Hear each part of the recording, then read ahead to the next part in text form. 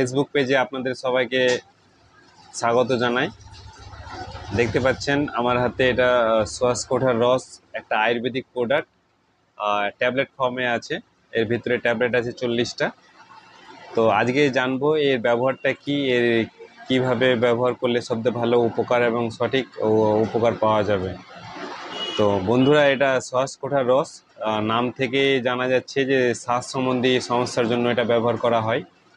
যাদের শ্বাসকষ্ট, ব্রঙ্কাইটিস, হাঁপানি, বিভিন্ন প্রকারের শ্বাসজনিত সমস্যা, যাদের শ্বাসটা তাড়াতাড়ি ফুলে যাচ্ছে, বুকে ইনফেকশন হয়ে গেছে, ব্রঙ্কাইটিসের সমস্যা, বা কফ জমে আছে দীর্ঘদিন থেকে, কফটা উঠছে না, বুক ভারী হয়ে থাকছে, তাদের জন্য এই জিনিসটা খুবই ভালো, বা সবচেয়ে ভালো বেটার জিনিস, যে আপনার শ্বাসজনিত যে কোনো সমস্যার জন্য আপনি এটা ব্যবহার করতে পারবেন দিনে 2বার, সকালে একবার, রাত্রে একবার, খাওয়া দাওয়ার পর।